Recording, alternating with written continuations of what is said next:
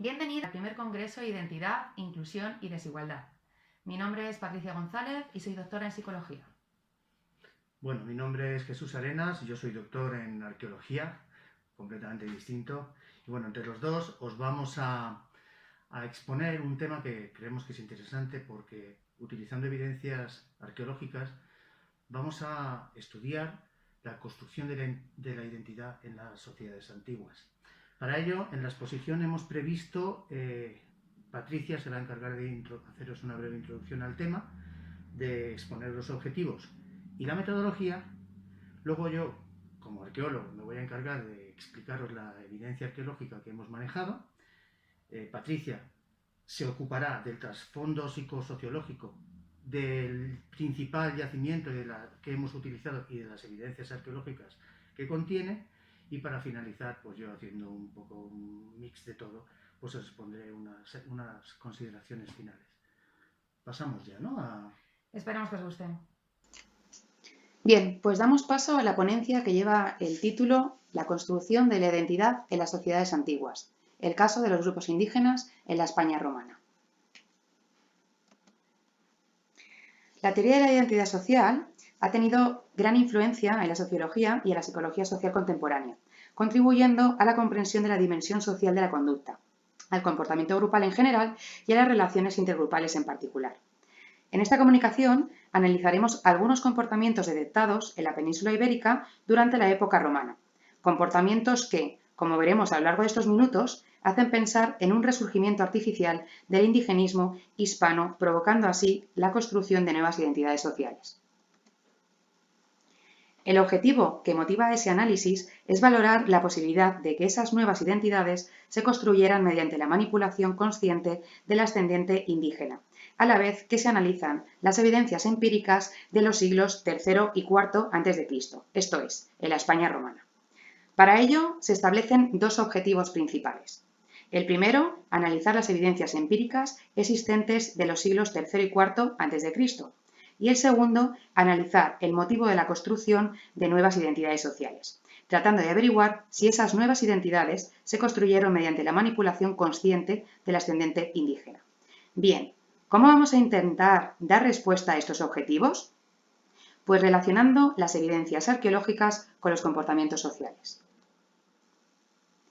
Para poder alcanzar los objetivos marcados, hemos recurrido al análisis del registro material de un asentamiento romano en concreto y, a partir de ahí, al estudio del contexto sociocultural de las evidencias arqueológicas manejadas. Tomando como base para su interpretación la información arqueológica y epigráfica y las teorías clásicas de psicología social de Tapie y Castells.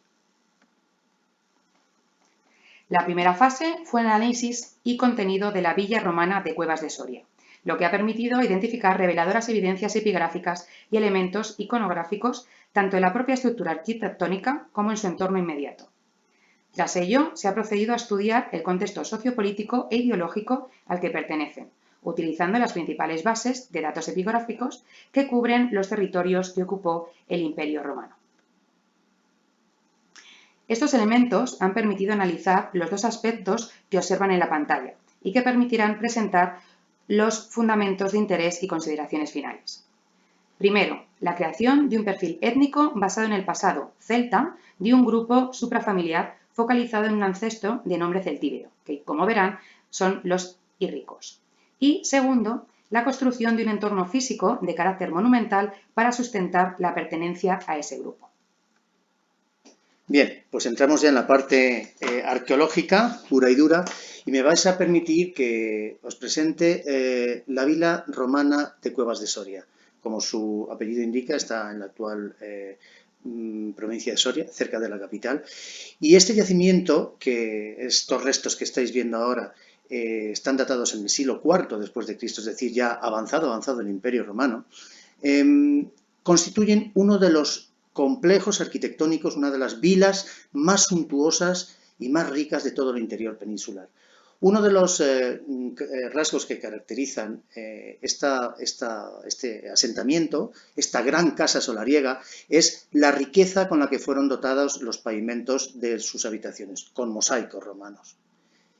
Bien, antes de seguir adelante, es interesante que os hagáis una idea espacial y os presentamos aquí el mapa de la península ibérica para que veáis dónde está Cuevas de Soria. Curiosamente en un sitio bastante frío que suele salir en los periódicos y en los telediarios por sus bajas temperaturas. Bien, dicho esto, como os decía, uno de los rasgos más significativos de esta vila es la riqueza de sus pavimentos.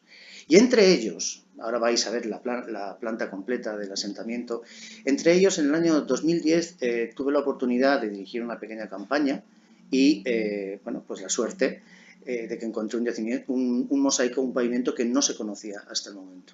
Y lo primero que llamó la atención de ese mosaico era el esquema repetitivo que tenía y un signo que en su momento vimos clarísimamente que podía tratarse de un anagrama, pero que no teníamos elementos de juicio para poder interpretar. No sabíamos lo que podía significar. Pero el destino es el destino. Entonces, cerca del yacimiento, escasamente a 60 metros de los muros de esta vila romana de Cuevas de Soria, una máquina retroexcavadora haciendo una canalización de agua, sorpresa, pues nos sacó una pieza, un epígrafe, una lápida funeraria en concreto, con una serie de nombres muy reveladores. Lo primero, aquí veis la planta completa de la vila. El 70% de las habitaciones estuvieron pavimentadas con mosaicos, como os digo, de muy buena factura, muy ricos. Y una de las cosas que llamaba la atención, aparte de ese anagrama que reconocimos en el año 2010, es que de excavaciones antiguas ya ese anagrama se repetía en otras muchas habitaciones. Para que os hagáis una idea, seguid el puntero, por favor, la habitación que descubrimos en 2010 es esta, pero el resto ya estaba excavado incluso desde la década de 1930. Y veis las habitaciones donde se vuelve a repetir ese anagrama, cosa que ya aumentó todavía muchísimo más el interés y el desconcierto. ¿Qué pasa aquí? ¿Qué puede significar esto? Bien, como os digo, la suerte para nosotros, no tanta suerte para la pobre pieza arqueológica, porque veis aquí un arañazo de uno de los dientes de la retroexcavadora que casi destruye la pieza. Como os decía, esto es un epígrafe funerario, es una lápida funeraria dedicada a un tal Titus Irrico, Ruficilio, hijo de Rufo, y os lo he dicho mal, es una lápida dedicada a un dios que hasta ese momento era desconocido y está dedicada por Titus Irrico, hijo de Rufus, y está dedicada al dios Eburo, que es un nombre de divinidad céltica. ¿De acuerdo? Entonces, este Irrico que nos apareció aquí, de repente empezó a abrirnos cortinas. Empezó a dejarnos visualizar una posibilidad que, según íbamos trabajando, iba cobrando verosimilitud y solidez.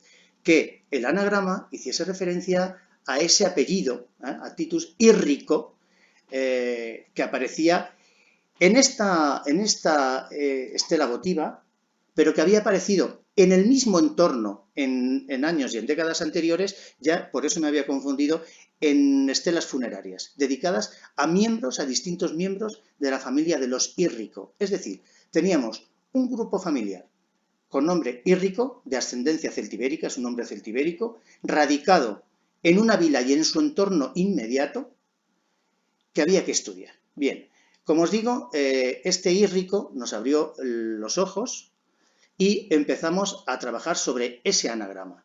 Y nos llevó bastantes horas, pero no es que lo diga yo, esto ya lo hemos llevado a congresos de arqueología y parece ser que este anagrama es se puede descomponer con facilidad en la palabra Irrico, al que habría que añadir un símbolo de significado incierto, pero que posiblemente sea un emblema heráldico, es decir, otro elemento alusivo a ese grupo de los Irricos.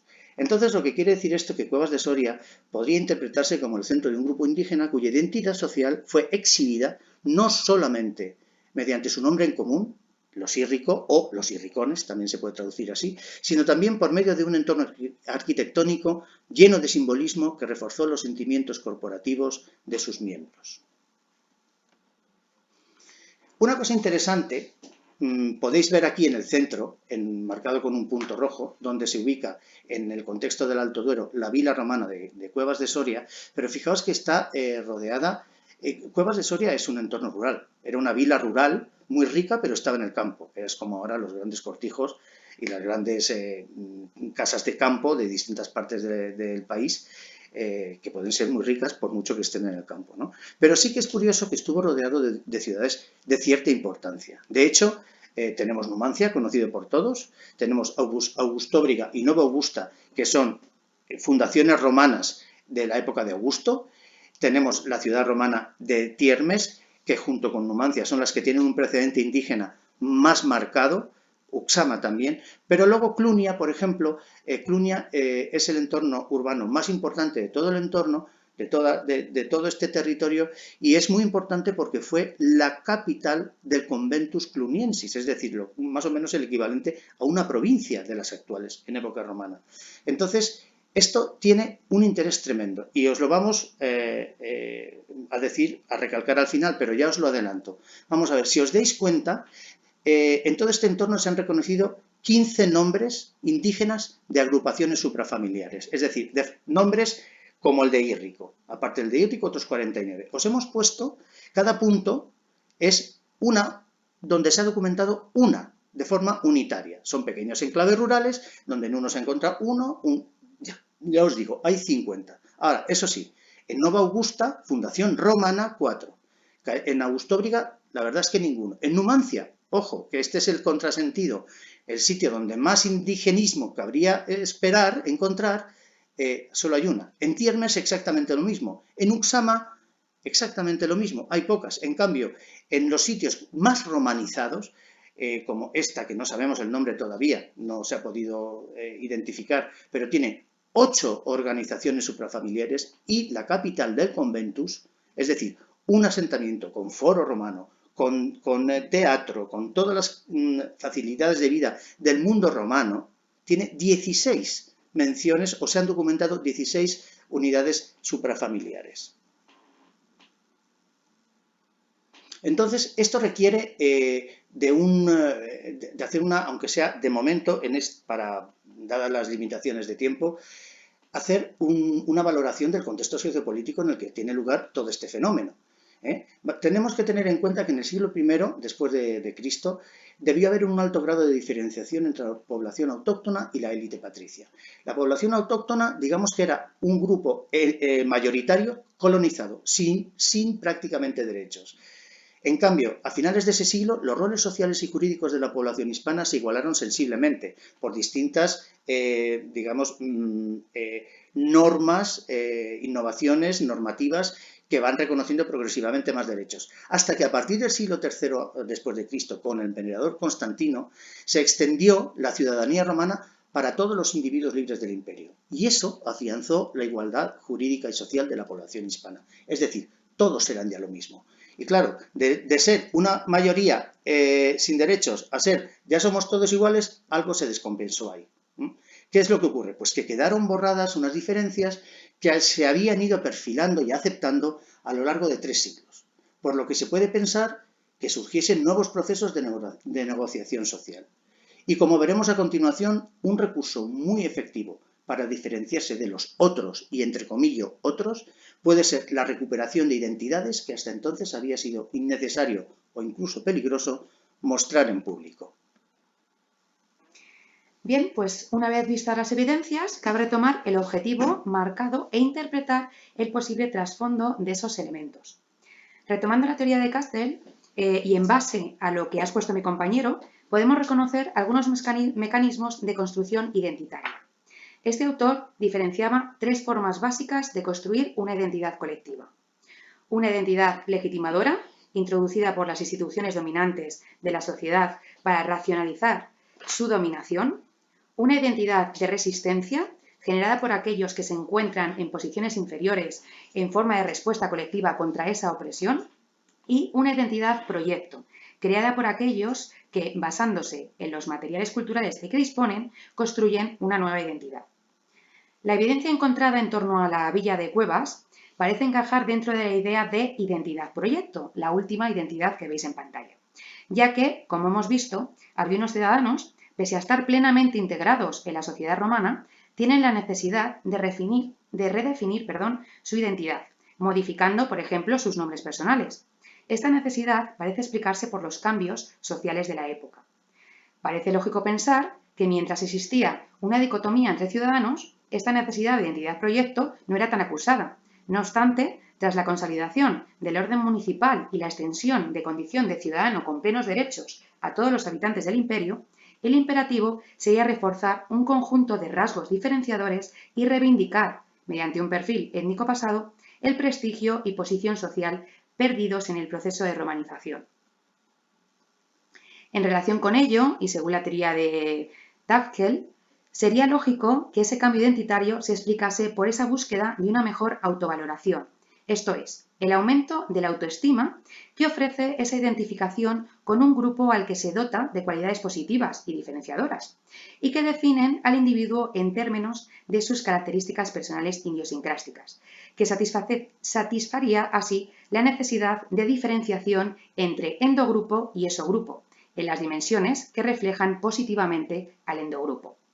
Si a esto le sumamos la concepción de la teoría de la autocategorización del yo, el TAC, que es la teoría desarrollada por Turner, que complementa la teoría de Tafkel, se explicaría el por qué estos individuos adaptarían comportamientos y normas de conducta de los grupos sociales salientes, como serían los celtas, ya que serían valorados como prototipos en una representación subjetiva de sus atributos definitorios, como las creencias, las religiones, las conductas, las actitudes, etc., dependientes precisamente del contexto a partir de la información accesible.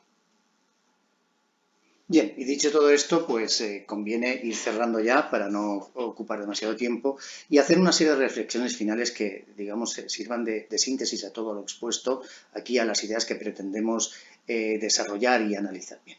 Las evidencias arqueológicas y epigráficas muestran que durante los siglos III y IV después de Cristo, los sistemas onomásticos de la población hispano-romana sufrieron una serie de cambios que pueden ser interpretados en clave identitaria.